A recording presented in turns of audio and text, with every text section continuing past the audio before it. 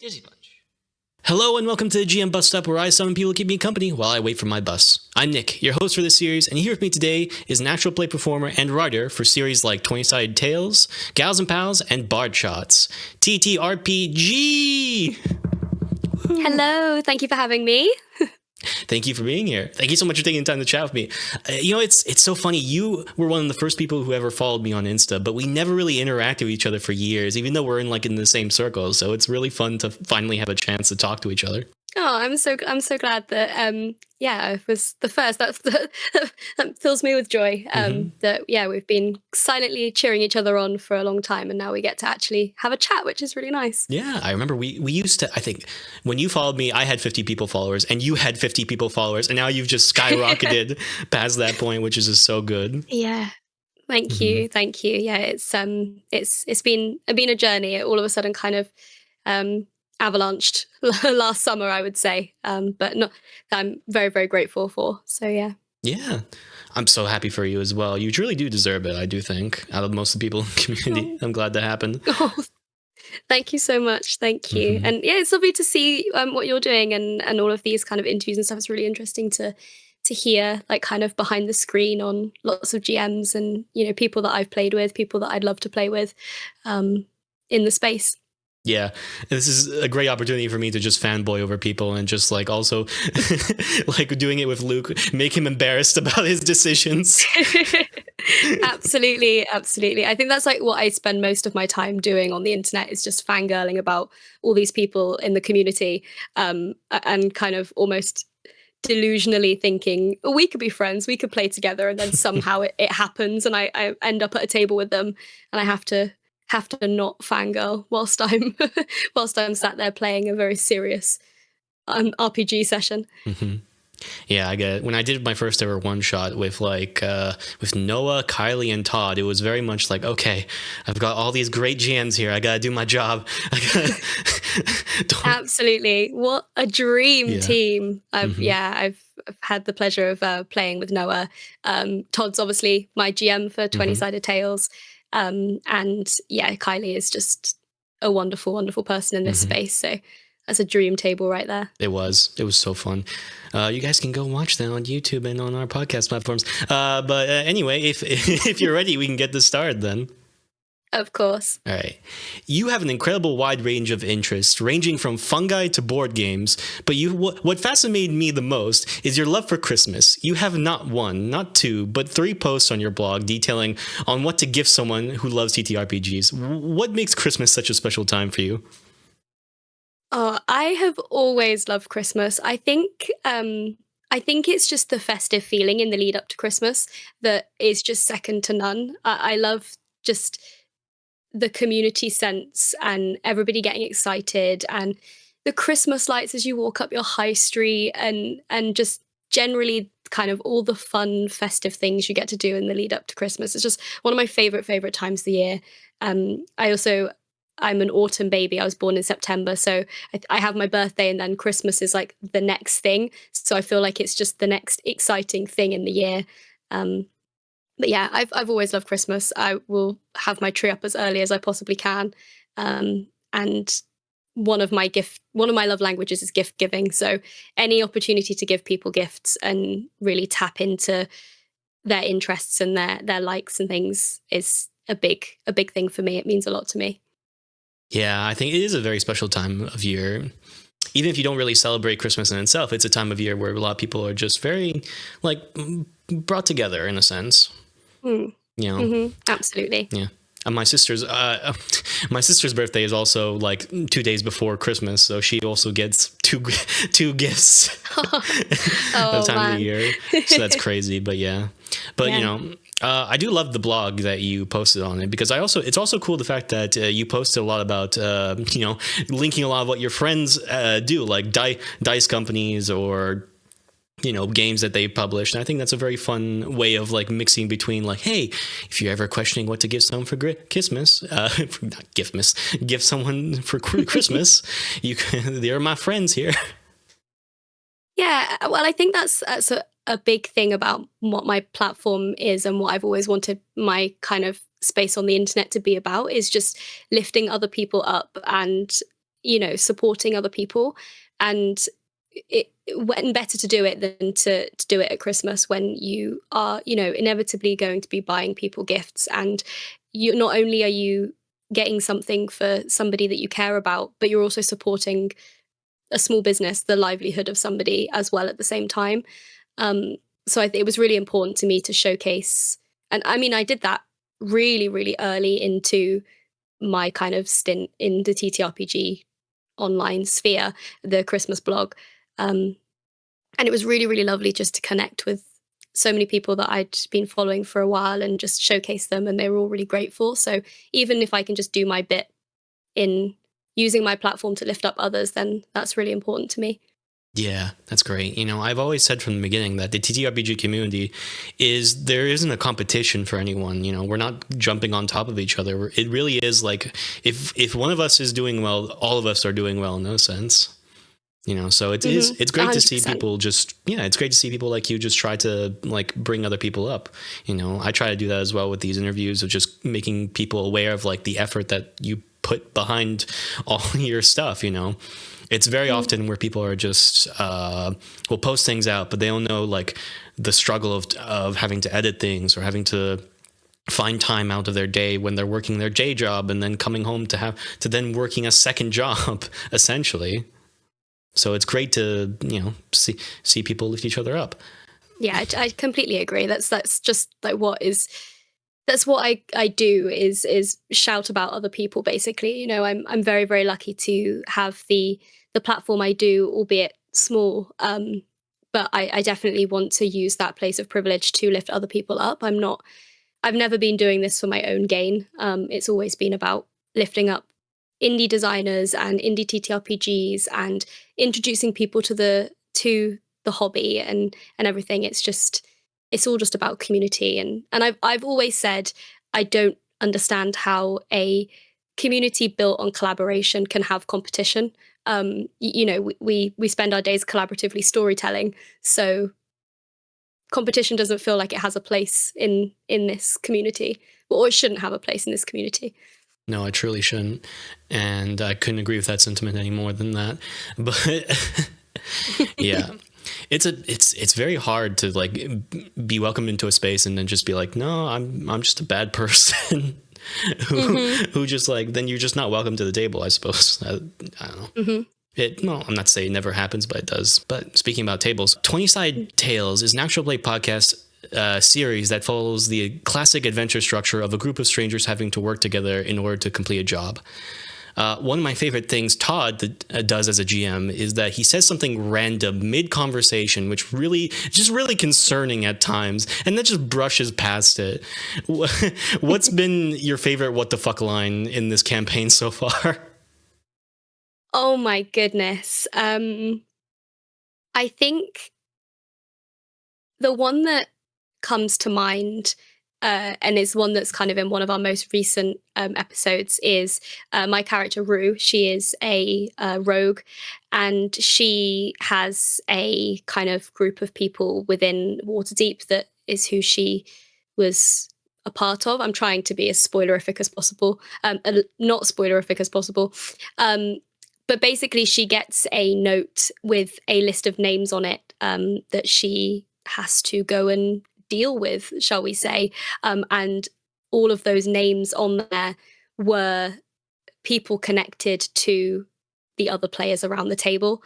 And I think it was the reading those names or hearing those names from Todd and watching everybody kind of just lose their minds at the fact that Rue's been told to theoretically, go and kind of dispatch these people for no apparent reason was a very, very jaw-dropping moment. Yeah, Todd's style is very much like punch in the gut style DMing, where it's like you don't see it coming. Yeah, for sure. Mm-hmm. I think when the first, just because I've watched like the first couple episodes again just to like revisit the campaign, it was like there was a moment where like Zila, he was describing something to Zila, and then he just gave like a random voice like, "Don't you want to know about your power? Don't you want to think about?" And then just completely just continued on his way, being like, and then you see the flowers, and then you're by the port, Yeah. Yeah, we still don't know what that's about, and Tasha, bless her, still doesn't know, and she still spirals about it sometimes. She's like, I don't know what's going on. So you gotta be on your toes in the dome. Yeah, we've kind of currently left our last recording session on quite a big cliffhanger, and we're all kind of desperate to get around the table again because we've got no idea what is going to happen next, and we don't know what it means for some players and the party. So yeah, we Todd he's always got something up his sleeve to wig us out about. Mm-hmm. The deceptive smile of Todd is just very. You think it's gonna be a good time, yeah, and then like for me it was. I know.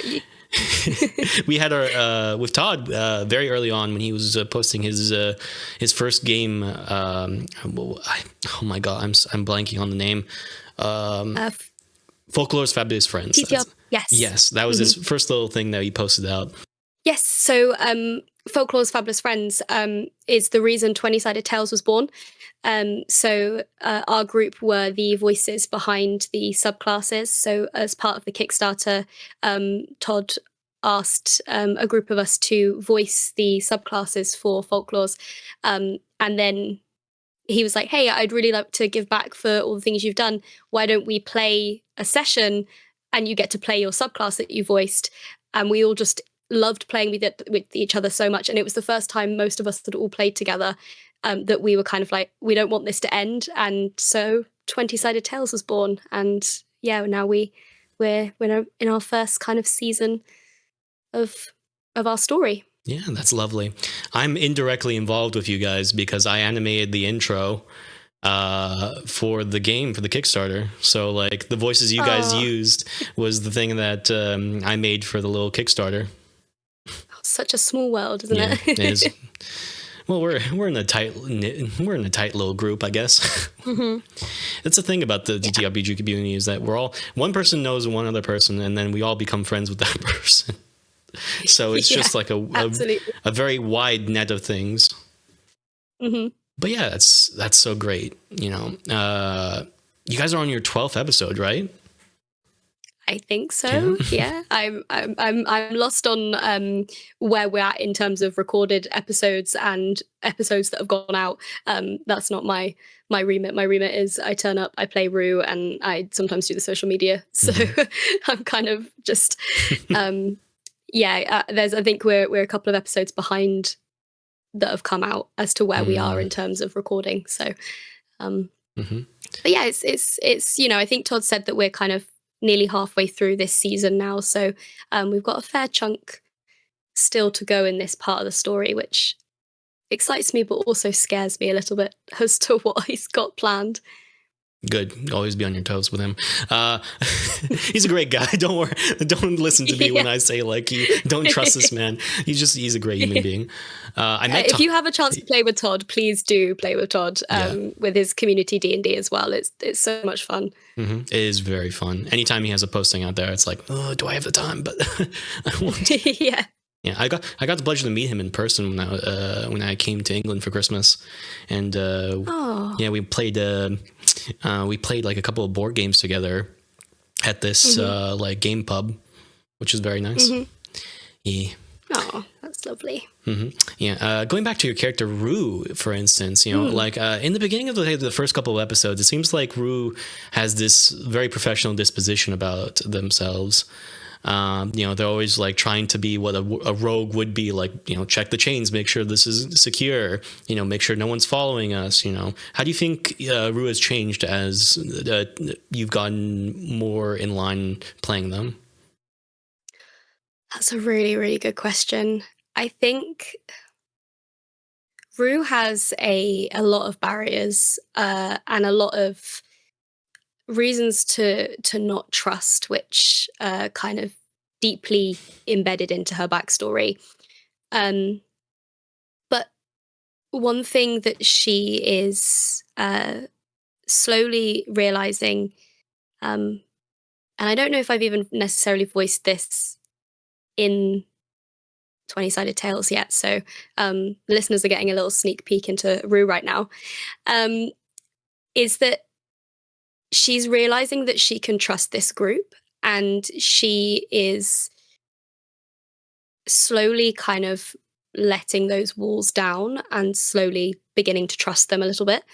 Not with everything, but she definitely, for the first time, has felt genuine connection with a group of people, um, that isn't just kind of, oh, well, you make me money, so you're important to me. This is a kind of, you're important to me because we are friends and, we're kind of a found family. And I think over the kind of last 12 or so sessions that we've played, Rue's definitely starting to want to connect with the other people in this group, and especially has a kind of close connection with Astrid and Zila, in a way that she's probably never had before. That's very lovely to hear. Character growth. We always want that.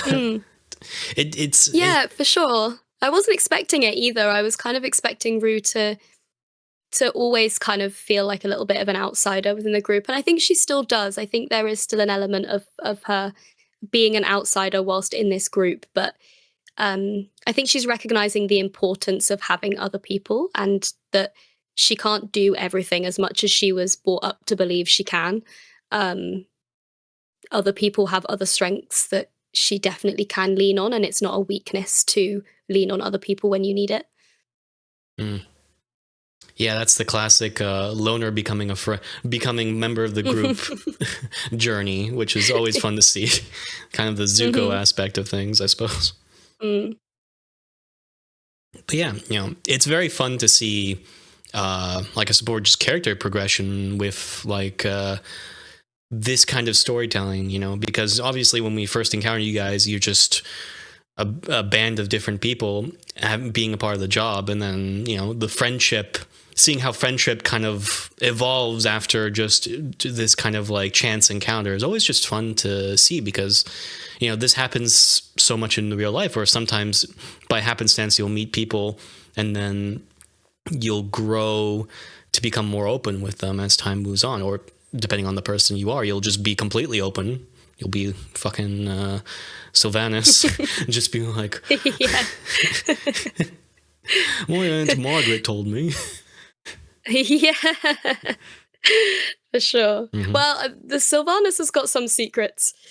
I'm sure of it. There's some hidden things there about Sylvanas that we haven't quite gotten pinned down yet, but there's something going on, I'm sure.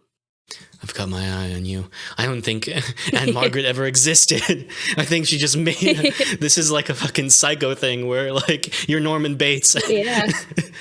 Yeah, who knows? Yeah. There's some layers there that I'm Rue's squinty-eyed kind of, You're what's going on there?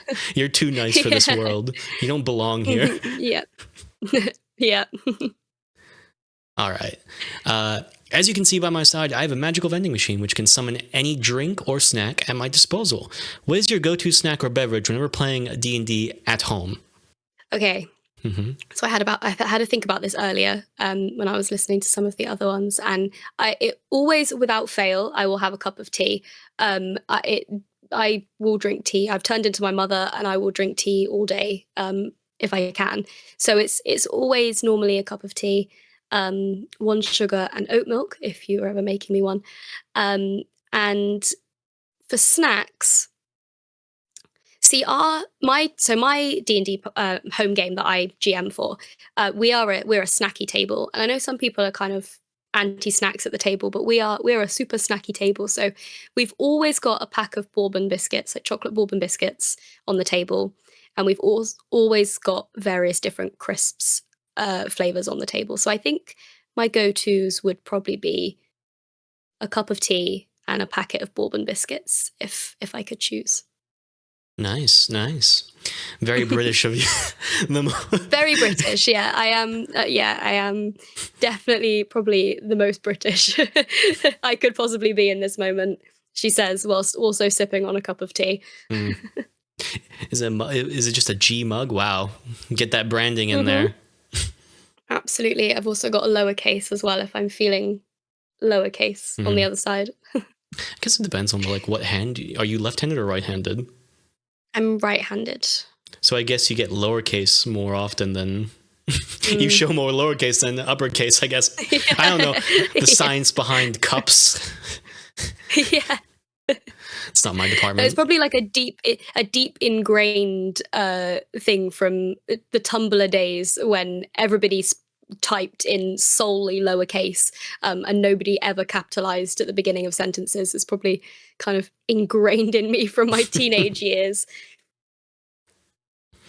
Yeah, never used Tumblr in my life. I heard it's cool.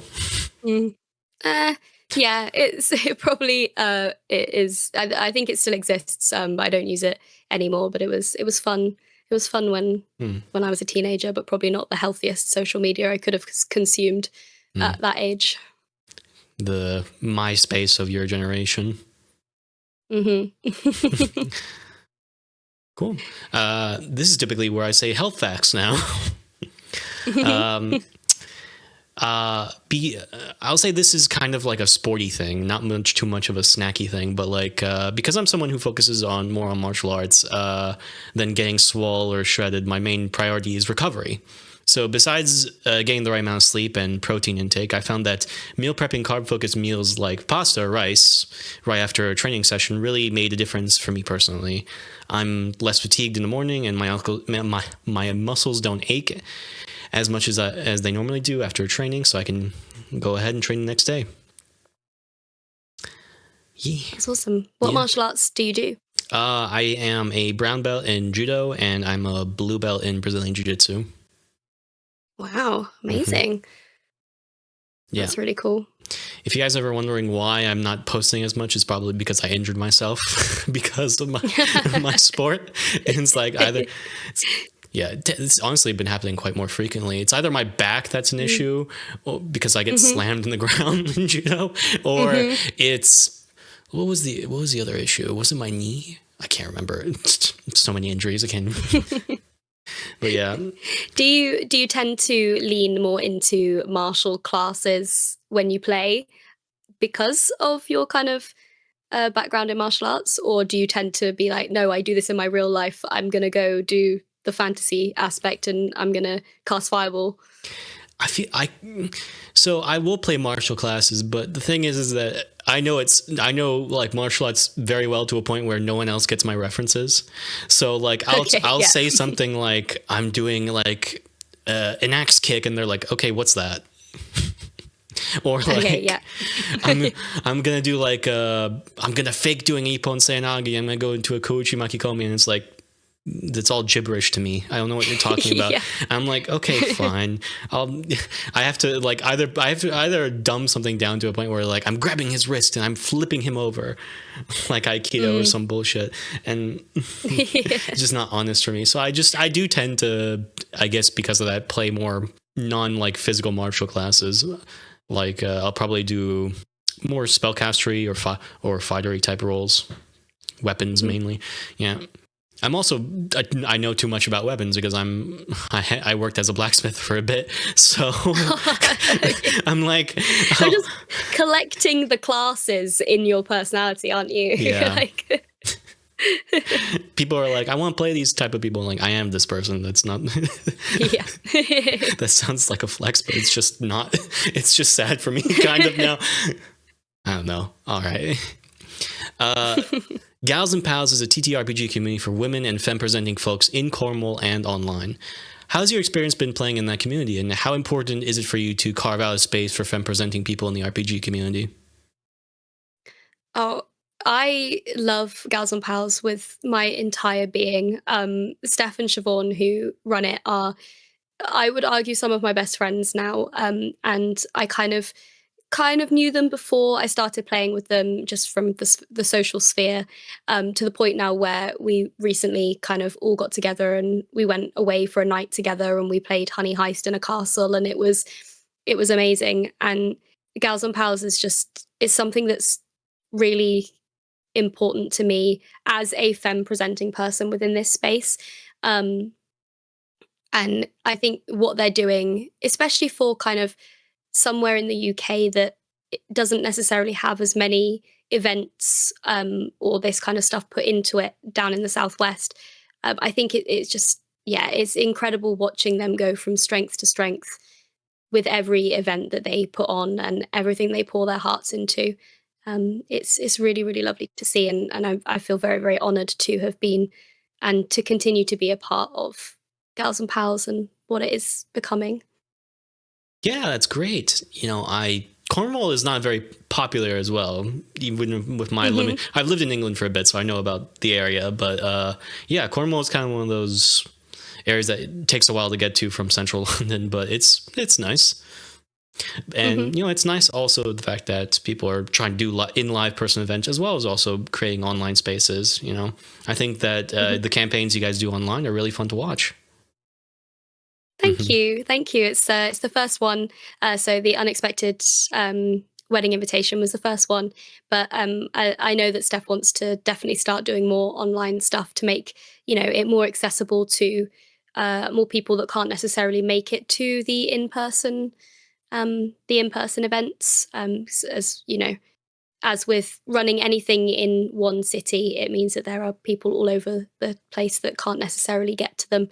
So online is definitely something that I know Steph and Siobhan want to start investing more into, which is kind of what an unexpected wedding invitation launched. It was the kind of moment where they said we're now starting to do online stuff, and this is we're going to showcase what we can do, kind of thing. That's lovely.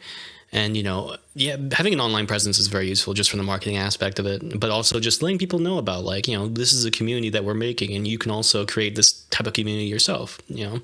It's kind of Mhm. like it starts this domino effect of like, oh, if other people are doing this, then I can do this. And I think Mhm. that's what's And I very, think that's the thing. They Mhm. want sorry, No, they want to make it accessible to people. That's the main thing, is that they want to show people that you don't need a fancy mic and a fancy camera setup to be able to play online and do that thing.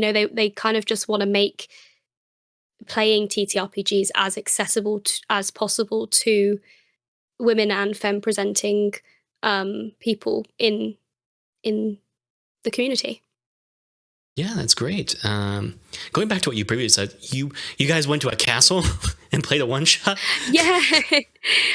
Yeah, so on top of doing my own social media, I work for the Moonshine Adventure Company, which is a UK-based TTRPG holiday and events company.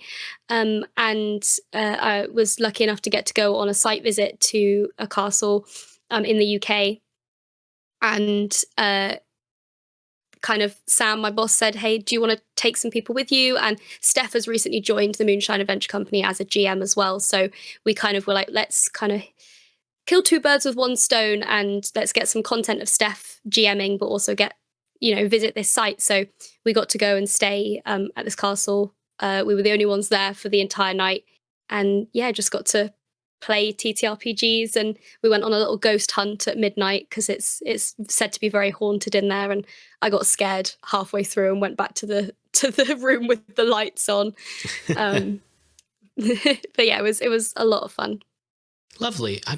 Was Anna with you as well? No, Okay. it was me, Siobhan, Steph, and then my partner and Siobhan's partner. Okay, because I know someone else who also went to a castle this weekend. I'm like, okay, Oh yeah, no, this was a couple of weekends ago. It was oh, okay, um because it was before I got ill. I basically got ill off the back of that and then was wiped out for 2.5 weeks. So um right, yeah. right. Well, that sounds lovely. Do you think you're gonna switch the platform from like instead of it being in your own homes, or you would have like a place where you'd record within? Because I know that there's an physical store for Gals and Pals, if I'm correct, right? Yes, so they do their kind of live events Mm-hmm. at a cafe called the Happy Piranha Cafe, Oh. and that's kind of their base for their events. As far as I'm aware, I think the idea with an unexpected wedding invitation was kind of to launch Gals and Pals' start playing, so being able Mm. to do it online for other people. But saying that, Steph and Siobhan are also part of Dragonborn Industries, which is a Starfinder and D&D kind of actual play production. and they all do physically get together. So there is an in a studio. So there is a possibility that, that could be something in the future. However, I am probably about 3 hours away from them. I don't actually live in Cornwall, so for me to get down there to record every week would be pretty tricky, but I'm sure I could, if I could batter my eyelids, I could get them to record over a weekend so I could join them. If you're listening to this, do it. Do it. Yeah. I'll send it to Stefan Siobhan and say, you have to do it. All right. A new element. Oh, I hit my mic. A new element of the show is the minigames segment, and today we're going to be going to blindly rank different categories from 1 to 4. For example, if the category was food and I said pineapple, you would have to place it on 1, 2, 3, or 4, even though you don't know what the next food will be. Once you place an item, you can't change it. So if you ranked pineapple at number 1 and then said your favorite food, then I said your favorite food, you'd have to rank it below pineapple. Okay. So choose wisely. Okay. Uh-oh. Choose wisely. Because I know that in your heart you are a druid, I decided to make the first category fungi. Amazing. All right. Your first pick is fly agaric. Okay. 2. 2? Number All 2, right. yeah. I know Lil Buff. There's one I think of that's cooler than a flag. I love it because it's the classic red and white spotty, but also it's very deadly. So I don't think it can be number 1. Does the deadliness take it down a peg in terms of like your rankings, or is it like? Yeah, I think so. If you can't have it in your house next to you like a plant, then you can. Yeah. All right. Yeah. All right. Next pick. I should also mention I don't know anything about fungi, and so I'm gonna refer to you about what these are. But okay. Inky cap. Okay, inky cap I think would be my number 1. Oh. I don't know if you've ever seen an inky cap, but they are so cool, and they kind of like it says in the name, they kind of almost ooze like this kind of black inky goo. So they kind of look like they are all kind of always oozing, which is a really gross word. I don't know how else to describe it in a cooler way. Yeah, my mind's gone blank. They are oozing stuff out of themselves. Oh well. Inky cap number 1. All right. Puffballs. Oh, puffballs. So far you have fly agaric as 2, inky cap as 1, and this decides whether or not your last pick will be 4 or 3. Oh no. Okay. I think I'm gonna put. I don't know what else you've got, but I think I'm gonna put puffball at 4. All right. They are super fun, but they are a bit plain. So in terms of mushrooms, they're plain. Yeah, they are. They're just a big puffball. You can eat them, you can cook them, and you can eat them. But they are just like a big white puffball. Sounds lovely. I would have put that on the top. I would put like the least dangerous ones at top, and then. It probably says a lot about me, doesn't it? Yeah. All right. Which means your number 3 spot, if I recall, because you put puffballs as 4, is shaggy manes. Yeah. Okay. Yeah, that checks out. I think that checks out. All right. Fly agaric as 2, inky caps as 1, puffballs as 4, and shaggy manes as 3. Yeah, I like that. I like that. All right. No regrets. Got it. Your second category is something I know you love because you walk down the aisle to Zelda's Lullaby, which is something so cute that I've read about on your blog. Yes. So your next category is Zelda games. Oh no, this is gonna go so badly. Okay. Easy. We'll start out pretty easy. We'll go with The Adventures of Link.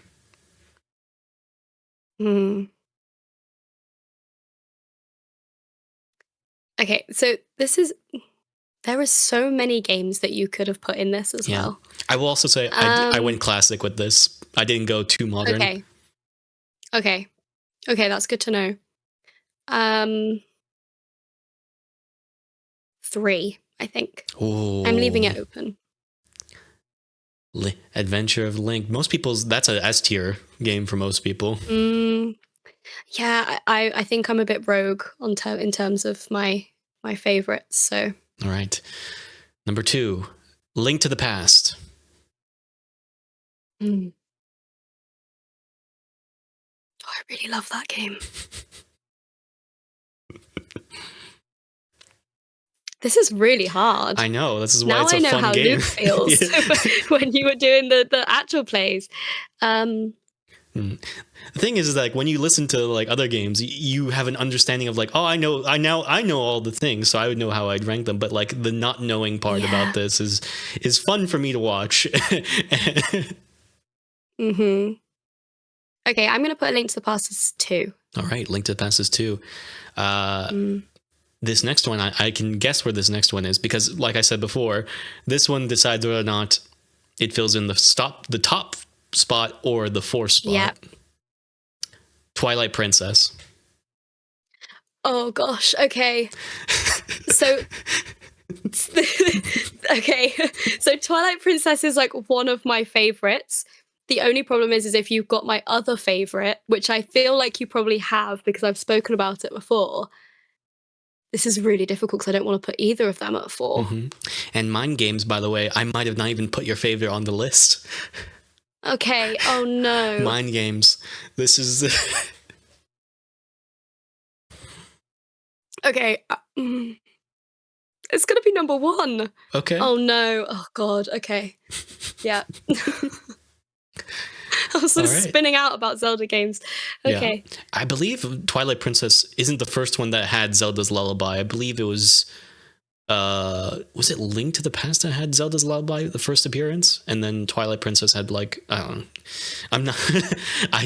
maybe, I don't know. But yeah, so Twilight Princess number 1, Link to the Past number 2, and Link, The Adventures of Link is 3. So this next one will be your last one, Majora's Mask. Oh no! Okay, no, that's fine. That's fine. I thought it was going to be Wind Waker, and I was about to be like, I love Wind Waker. But no, Majora's Mask at 4 is okay. Yeah. I'm not too upset about that. Yeah. After I did the first game with Luke, I was like, why didn't I put like a randomly like I made a joke about this in the actual podcast where it's like I could have put Halloween 3 on the horror list instead of putting all good films, so that way he would feel worse about it. But no. Yeah. Yeah. Link. Great games. My favorite. I will always pick up a Zelda game. Yeah, I've never as and when I can. I've never played Zelda. Oh my goodness, you need to start playing. It's yeah. I think it's good. I might even. I played up a game after this. Okay. I played Zelda in Smash Bros at some points, I recall. I don't know, but I've been I was a Pokemon kid as a kid, so I was really much just. Yeah. I wasn't really into I've been trying to get my husband into it, but he was brought up on PlayStation. Right. And I feel like if you're either brought up on PlayStation, Xbox, or Nintendo, and I feel like that I was brought up on Nintendo. So yeah, it's very funny trying to watch him get to grips with playing a Zelda game. That's for sure. Yeah, it looks beautiful. Zelda seems like a great princess. Link seems like a cool kid, I guess. I don't know. The lore escapes me completely. Oh my gosh. I don't know. Okay, after this, we're gonna. Okay, fine. I'm gonna teach you something. Our final category is board games. If you hadn't saw that coming, your first game is Scythe. Oh, I really love Scythe. I think I'm going to put Scythe at number 2. Number 2, strong first pick. All right. Your second choice is Onitama. Hmm. See, I really love Onitama because it's a form of chess that I can actually win. Yeah. I can't win regular chess at all. So, Mm-hmm. mm, You may okay, let's put Onitama at 3. 3. All right. All right. Yeah. I never played Onitama. Not a huge fan of chess, to be fair myself. Yeah, so Onitama is kind of a form of chess in Mm-hmm. terms of that you are like moving pieces and taking other people's pieces. But it's you've got cards in which your pieces can only move in those specific ways. Mm. And at all times you can see all 5 of the cards that are out. So you have 2 cards, the other player has 2 cards, and then there's a card that rotates. And every time you make a move, you rotate the card, you swap one out for yours. Um, so it's easier to kind of predict what the other player will do. So then you can kind of work out what you're going to do next because you can kind of see what they've got on the board, as opposed to regular chess where anything goes Right. within chess rules. Yeah. I don't, how do I put this? I don't respect games that don't have luck factors to them.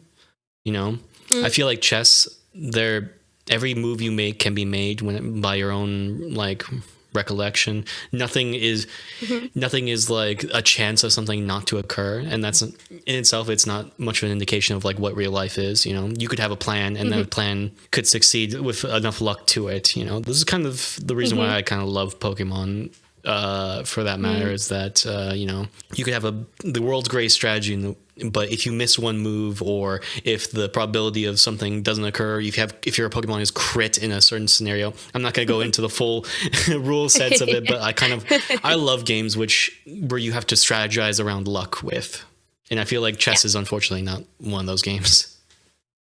Yeah, I've asked my husband to teach me, but I think his form of teaching is just playing and then he wins, and I'm like, well, I don't understand how you won because you haven't explained anything to me. And he's like, oh well, I'm like, okay, thanks.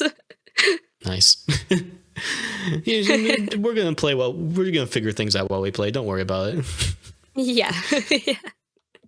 Not great. Next pick is Wingspan. So I also say you put Scythe as 2, Onitama as 3, I believe. Mm-hmm. So this will decide whether or not Wingspan goes at 4 or 1. I think I'm gonna have to put it at 1. Is Wingspan the most time you put into a game? Yeah, I've played so much Wingspan. I love Wingspan. It's because I know how to play it now. It's such an easy game to just take to a friend or get out because like I know how to kind of explain it and I know how to get the game going quickly. And every time I do, it's so much fun. And there's just so many different ways that you can play the game. Yeah, one of my favorite games. Absolutely. Yeah, one. It's number 1, 100%. Number 1, Wingspan number 1, Scythe number 2, Onitama number 3, which means Mycelia is now your number 4 pick. Okay. That's sad. However, I have only played it a couple of times, so I haven't given it enough of its dues to play, to rate it higher, I think. I do love it. It's a great game, but I'm at peace with that decision. Hey, listen, it's your list, man. You do what you do. Yeah. Yeah. Mycelia feels right up your alley in terms of a board game. 100%. Well, there's 2 different mycelias. There's like kind of the cutesy mycelia, and then there's the one which is the kind of very beautiful, accurate drawings of the mushrooms and stuff. And that's the one I've only played a couple of times, but do really love. I should probably play Wingspan at one point. I've heard people talk about it. It must be a really good game. It's great. It's really fun. You basically just kind of rear birds and then get them to lay eggs in your habitats, and it's just really wholesome. I need you to lay an egg for me now. Yeah, basically, you just kind of be like, hello bird, come to my habitat. I'm gonna feed you some worms or some berries, and then now you're there. Maybe you could just lay some eggs. That would be great. It's a simplified version of Wingspan. I'm sure like Jamie from Stone My Games would be well happy with that description. Right. If not, get in the comments and complain about it. Yeah. We want that retention. All right. We are nearing the end as I see my bus in the horizon. Thank you again for taking the time to chat with me. You can take this time to shout out any upcoming projects or series you guys are working on.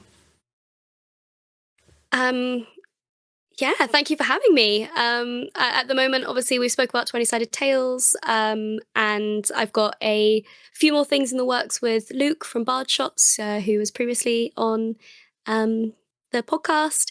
And other than that, I have lots of kind of super secret projects that are working in the background. So you just have to keep an eye on socials for when those get announced. All right. Well, I'll look forward to that, certainly. Collaborations or like projects in terms of like new games created? Yeah, so it's mostly kind of actual plays, so some one shots, some long forms, very much getting more into that this year. So awesome. So yeah, some things that are working in the background but can't necessarily announce just yet. Well, awesome. Well, I hope everyone liked this episode. If not, I don't care. I'm gonna keep doing this. All right. We'll see you guys in the next video. Bye. Bye.